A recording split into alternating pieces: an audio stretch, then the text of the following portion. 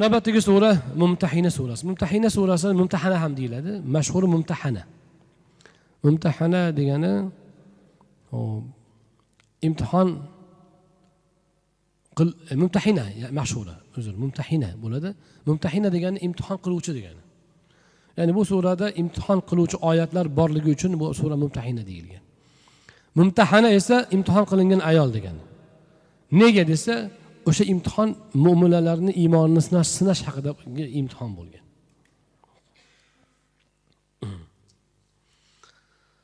Rasululloh akram alayhisolatu vasallam Makka fathida hech kimga aytmaganlar yurishni. Allohga duo qilganlar, Parvardigor ular dushmanlarimizga bizni yurishimizni maxfiy qilgin deb duo qilganlar. Xotib ibn Abu Balta'a degan sahoba bor edi. U kishi Badrda qatnashgan katta buyuk sahobalardan edi. Lekin shu Makka fathida u kishi nimadir xayol bilan o'zlarining aytishlaricha Makka Qurayishlari orasidagi qarindoshlarini himoya qilish uchun Makka fathi haqida bir maktub yozib ularga jo'natdi. Xotib. Bu haqda Jibril alayhisolatu vasallam payg'ambar alayhisolatu vasallamga xabar berdi. Yo'lda ketishayotgan bo'lgan. Fathga yo'lga chiqishgan.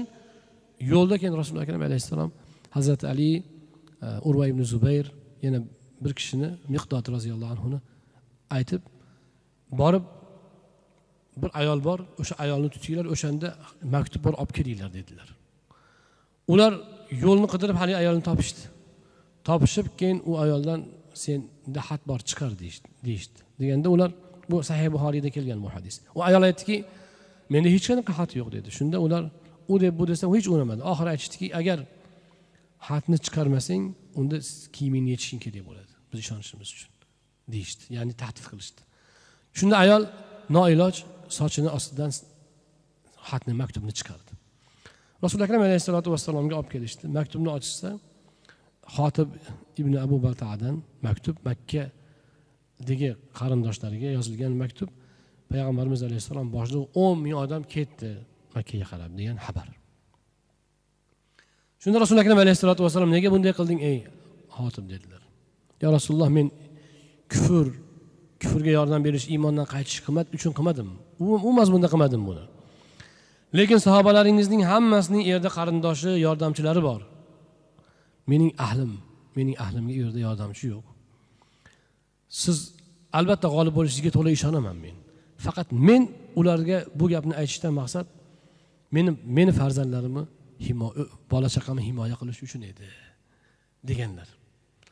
Ahlimning himoyasi uchun edi deganda Rasululloh akram alayhisalom mayli to'g'ri aytding deganlar. Shunda Hazrati Umar roziyallohu anhu ya Rasululloh izn bering, buni men o'zim kallasini olib tashlab qolay deganlar.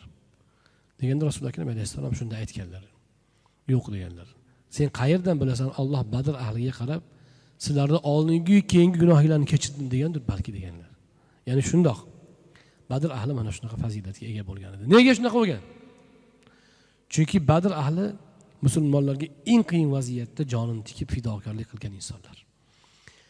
Ana hadisda ham o'tdi-ku, fathdan oldingi xayr sadaqa, fathdan oldingi yordam u fathdan keyingi bilan barobar bo'lmaydi.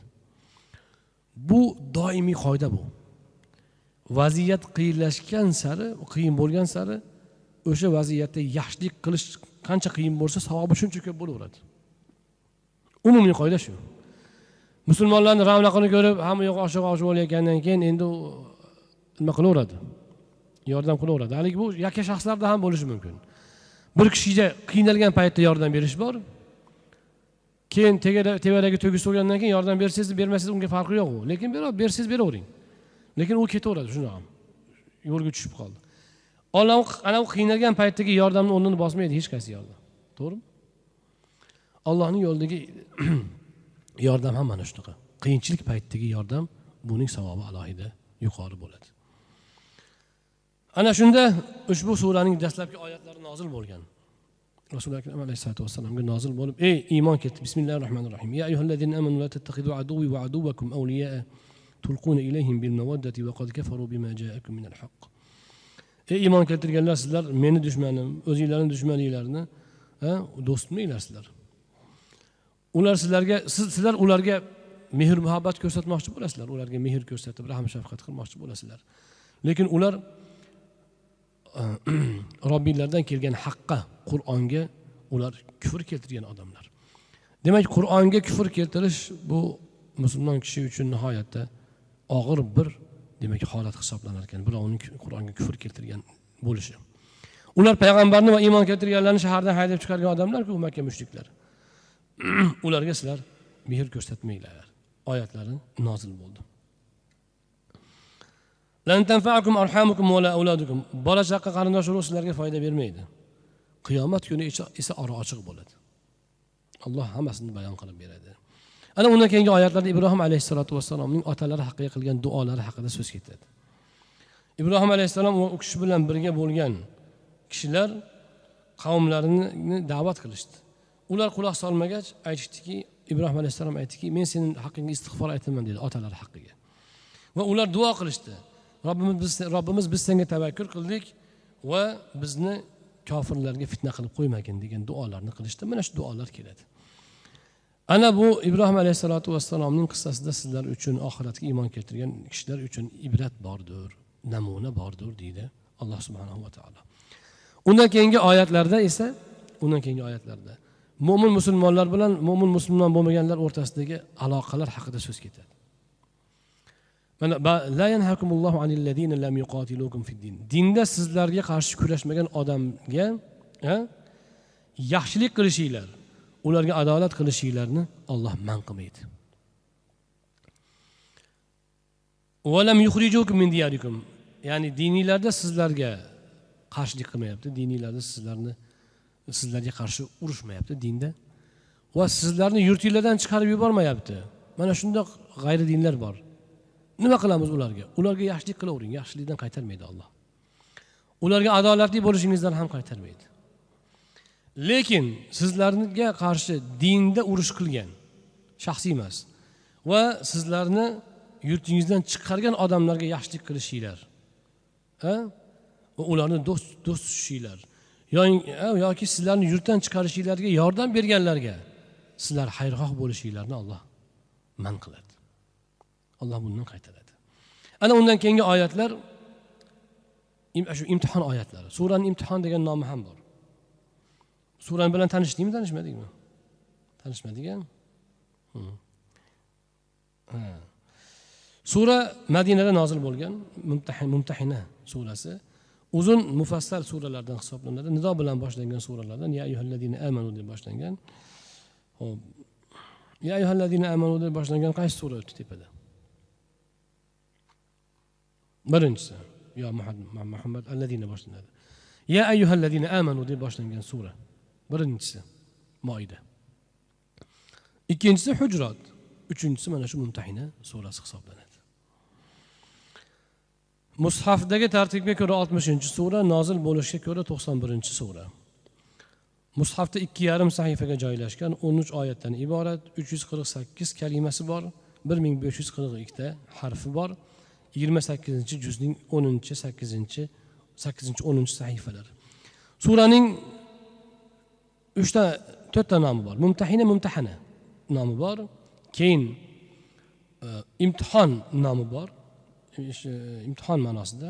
Keyin 3-chi nomi esa mawadda so'zi. Mawadda degan mehr muhabbat degan. Surada mawadda so'zi ko'p takrorlangani uchun uni mana shunday ham nomlashgan.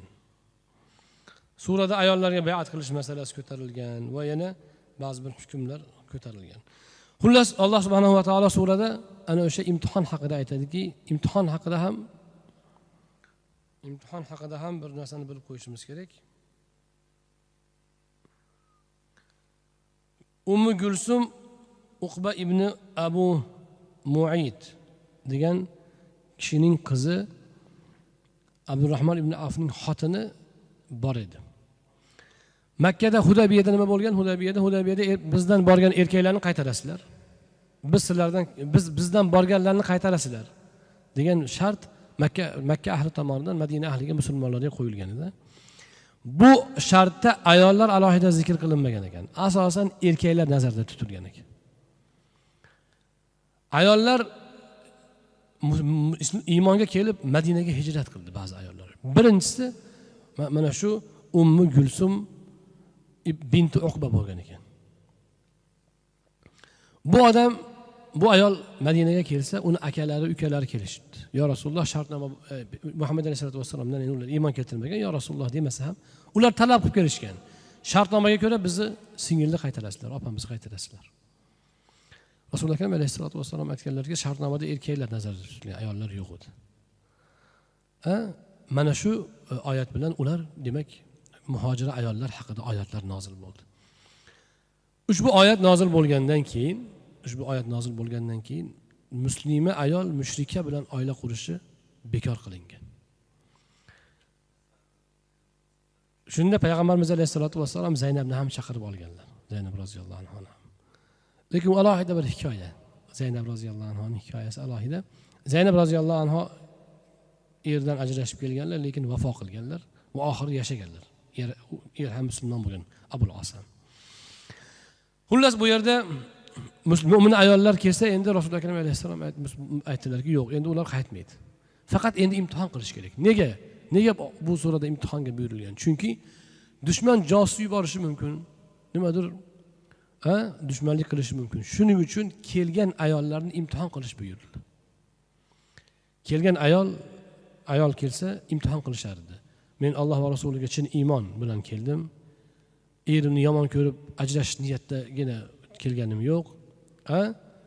Iymonda sodiqman degan qasamlarni ichish kerak edi. O'sha qasamlar bilan ayollar imtihon qilinib, agar imtihondan o'tsa, endi ular mushriklarga qaytarilmaydigan bo'ldi va uni musulmonlar endi nikohiga olishi durust bo'ldi. Shunda u naryoqda qolib ketgan mushrik er bor-ku, ulardan da'vo paydo bo'ldi. Biz unga xotinga mahar bergan bo'lsam, maharni olib ketaveradimi endi? Ana shunda Alloh subhanahu va taolo musulmonlarga buyurdiki, sizlar o'sha mahrini to'lab qo'yinglar. Mahrini to'lab, mo'mina qiz ayollarni nikohga olishinglar durust bo'ladi degan oyatlar nozil bo'ldi. Suraning oxirgi oyatlarida ayollarning bay'ati haqida gap ketadi. Ayollar, mo'minalar to'planyapti. Endi ayollar uchun ham alohida bay'at olingan. Rasululloh akram alayhisolatu vasallamning Oysha roziyallohu anha aytganlar, Rasululloh biror ayolning qo'lini ushamaganlar, begona ayolning. Ayollar kelib, "Ya Rasululloh, biz ham sizga erkaklarga o'sha bay'at qilamizmi? Qo'lni berib" deganda Rasululloh akram alayhisalom yo'q deganlar. Men ayollarning qo'lini ushamayman deganlar. Ayollar nimaga bay'at qilgan? Ayollar Allohga shirk keltirmaslik, o'g'irlik qilmaslik, zino qilmaslik va farzandlarni o'ldirmaslik va birovga mana shu erkak men bilan birga bo'lgan deb tuhmat qilmaslik va yaxshi ishda payg'ambarga osiy bo'lmaslikka bay'at qilishdi. Alloh subhanahu va taolo mana shu bay'atni olishni Rasululloh akram alayhisolatu vasallamga buyurgan. Mana shu oyatlar bilan sura Karima yakuniga yetadi.